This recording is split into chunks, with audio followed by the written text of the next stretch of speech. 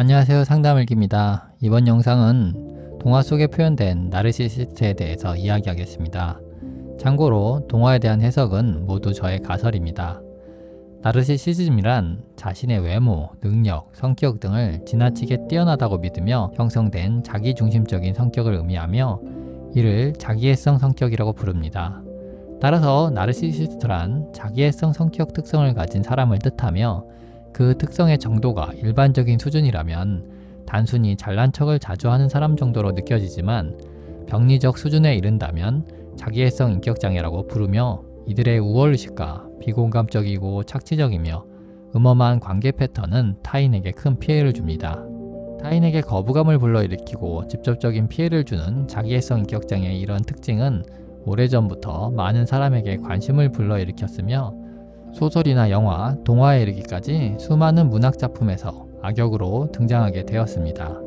이번 영상에서는 동화 백설공주에서 자기애성 인격장애가 어떻게 표현되었는지를 살펴보도록 하겠습니다. 백설공주 이야기를 하기 앞서 먼저 자기애성 인격장애의 특징에 대해 간단히 설명하겠습니다. 자기애성 인격장애란 내면 깊이에는 채울 수 없는 열등감을 느끼지만 이를 과대망상적인 사고로 덮어버려 자신을 대단하고 우월한 존재로 인식하는 인격장애입니다. 그래서 이들은 특별한 재능이나 성취가 없어도 자신이 우월하고 대단한 재능을 가졌다고 믿고 있으며 그만한 성과를 낼 수 있다고 믿기에 끝없는 성공과 권력, 아름다움에 집착합니다.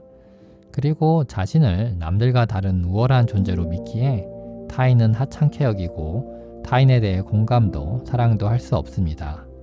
다만 타인은 자신의 필요에 따라 착취할 수 있는 물건처럼 여깁니다. 하지만 이들이 보이는 우월감의 밑바탕에는 견딜 수 없는 열등감으로 가득하기에 자신보다 뛰어난 사람을 만나게 되면 자기 가치감에 상처를 받아 강렬한 시기심과 분노를 느끼게 됩니다.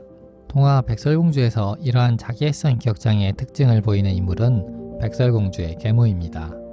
그녀는 매일 거울을 보며 세상에서 누가 가장 아름다운지를 묻고 그것이 자신임을 확인하는 모습은 끝없이 아름다움에 집착하는 자기애성 인격장애의 특징이라 할 수 있습니다.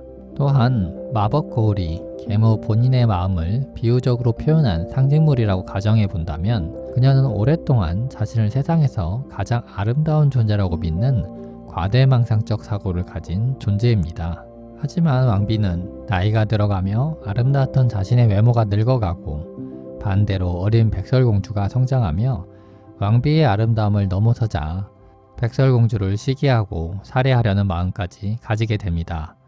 이 모습은 자신보다 뛰어난 사람으로 인해 자기 가치감이 손상되자 강렬한 시기심과 분노를 느끼는 자기애성 인격장애의 특징이라 할 수 있습니다.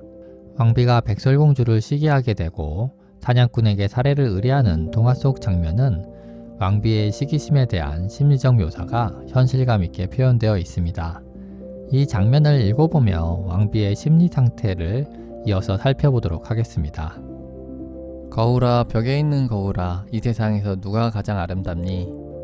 거울이 대답했습니다. 왕비님이 여기서는 가장 아름다우십니다. 그런데 백설공주가 왕비님보다 1000배 더 아름답습니다. 이를 들은 왕비는 깜짝 놀랐고 질투심에 얼굴이 불그락 푸르락 했습니다. 이후로 왕비는 백설공주를 볼 때마다 심장이 쿵쾅거려 진정되지 않았습니다. 그렇게 왕비는 백설공주를 싫어하게 되었습니다. 그리고 마음속에 질투심과 오만이 마치 잡초처럼 높이 자라나 밤낮으로 진정할 수가 없었습니다. 그래서 왕비는 사냥꾼을 불러내 말했습니다. 더는 백설공주를 내 눈앞에서 보고 싶지 않으니 숲으로 데려가거라. 그리고 그 아이를 죽이고 증거로 폐와 간을 내게 가져오도록 해. 이후 사냥꾼은 백설공주를 살해하려 했지만 동정심에 죽이지 못하고 숲속으로 도망가도록 합니다. 왕비에게는 대신 어린 멧돼지의 간과 폐를 백설공주의 것으로 속여 전해줍니다. 왕비는 이것을 백설공주의 것으로 믿고 먹습니다. 왕비가 간과 폐를 먹는 장면은 비록 독자는 멧돼지의 것으로 알고 있지만 매우 공포스러운 장면으로 기억되며 왕비가 얼마나 무서운 존재인지를 느끼게 만들어줍니다. 이 장면을 심리적 상징으로 가정해 본다면 왕비가 백설공주를 살해하고 간과 폐를 먹으려는 행위는 강렬한 시기심과 분노로 대상을 파괴하고 대상이 가진 것을 빼앗고 싶은 심리를 상대의 신체를 먹는다는 상징으로 표현했다고 볼 수 있습니다. 이러한 시기심과 분노로 대상을 파괴하고 빼앗으려는 이야기는 과거부터 현재까지 문학작품에서부터 드라마에 이르기까지 단골 소재로 사용되고 있습니다. 다시 동화의 이야기로 돌아가서 백설공주는 왕비의 살해 위협을 피해 산속으로 도망을 가고 일곱 난장이가 광산에 일하러 나간 사이에 일곱 난장이의 오두막을 발견하고 그곳에서 잠이 듭니다. 일곱 난장이는 자신의 침대에 잠든 백설공주를 발견하고 오 세상에나 오 세상에나 이 아름다운 소년 누구지? 라고 말하며 기뻐하고 백설공주가 잠이 깨지 않도록 주의하며 아침을 맞이합니다. 일곱 난장이의 등장으로 백설공주의 주요 인물이 모두 등장했습니다. 왕비, 마녀로 표현될 만큼 강한 힘을 가진 존재이며 백설공주를 시기하고 살해하려는 계모와 작고 약한 존재이지만 백설공주를 아끼고 사랑하며 상냥한 일곱 난장이는 서로 정반대의 모습을 가진 대상들로 나쁘고 강한 엄마와 착하지만 약한 아빠, 그리고 그 사이에 있는 딸의 모습을 상상할 수 있도록 합니다.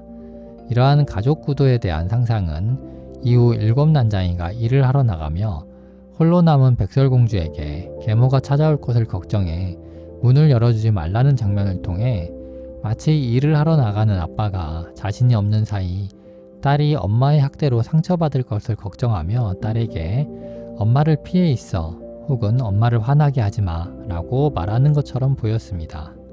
일곱 난장이가 일하러 나가 백설공주가 홀로 남게 되면 계모는 거짓말로 백설공주를 속여 살해하려 합니다. 하지만 일을 마치고 돌아온 일곱 난장이는 죽어가는 백설공주를 다시 살려냅니다.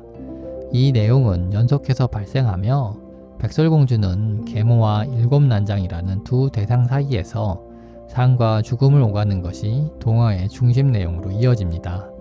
동화 속 이 장면을 현실 속 한 가정의 이야기로 가정해 보겠습니다. 딸을 사랑하는 아빠가 일을 나간 사이 자기애적인 엄마에게 학대를 당합니다. 아빠가 없는 사이 엄마의 학대로 딸의 건강한 자아상이 파괴되어져 가지만 퇴근 후 돌아온 아빠의 사랑으로 다시 회복되는 과정이 매일 반복되고 있음을 상상할 수 있습니다. 자기애성 인격장애자가 보이는 학대의 방법이 신체적 학대만을 의미하는 것은 아닙니다.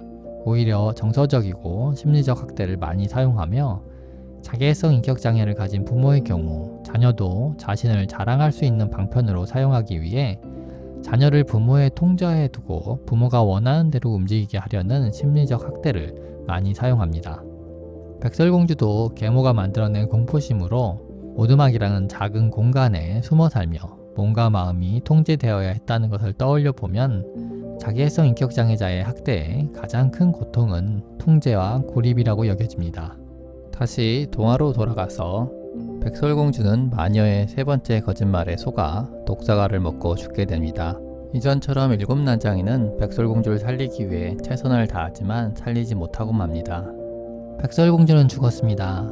난쟁이들은 혹시 독이 있는 물건을 찾을 수 있을까 해서 띠를 풀어보고 머리를 빗어주고 물과 포도주로 씻겨도 보았지만 모두 아무 소용이 없었습니다. 사랑스러운 백설공주는 죽었습니다. 난쟁이들은 백설공주를 관에 눕히고 7명 모두 그 곁에 앉았습니다. 그리고 사흘간 백설공주를 애도하며 울었습니다. 난쟁이들은 백설공주를 묻어주고 싶었지만 마치 살아있는 사람처럼 생기 있어 보였고 뺨은 여전히 빨갛고 예뻤습니다. 난쟁이들은 말했습니다. 백설공주를 어두운 땅에 묻히게 할 순 없어. 난쟁이들은 어떤 방향에서도 보일 수 있도록 투명한 유리관을 만들어 올렸고 백설공주를 그 안에 눕혔습니다. 그리고 그 관 위에 백설공주의 이름을 황금색으로 적어놓아 왕의 딸이었음을 나타내었습니다. 난쟁이들은 관을 산 위로 옮겼고 난쟁이들 중 한 사람은 언제나 그 곁을 지키고 있었습니다. 왕비가 건네준 독사과는 엄마의 자기애적 분노와 시기심의 상징이라고 가정한다면 백설공주가 독사과를 먹고 죽은 것은 엄마의 시기심과 분노로 인한 학대로 딸이 건강한 자아상이 파괴된 것을 생각할 수 있습니다. 일곱 난장이가 백설공주를 살리기 위한 노력과 실패, 그리고 애도 과정은 아빠가 딸의 건강한 자아상을 회복시키기 위한 노력과 실패 그리고 상실로 인한 슬픔을 표현했다고 생각합니다.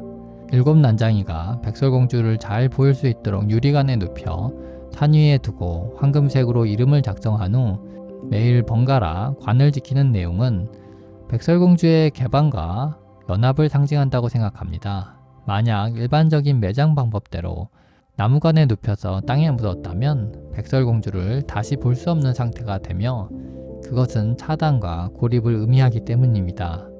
백설공주가 죽은 이후 일곱 난장이의 행동은 백설공주가 살아있을 때와의 행동과 정반대의 모습입니다. 일곱 난장이는 백설공주를 계모로부터 숨기려고만 했습니다.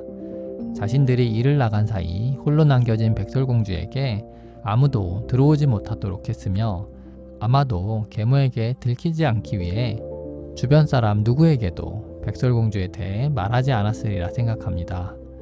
어쩌면 아무도 없는 오두막에서 홀로 문을 닫고 계모의 살해 위협에 불안해했던 백설공주에게 오두막은 피신처가 아니라 고립과 차단의 나무관이었는지도 모릅니다.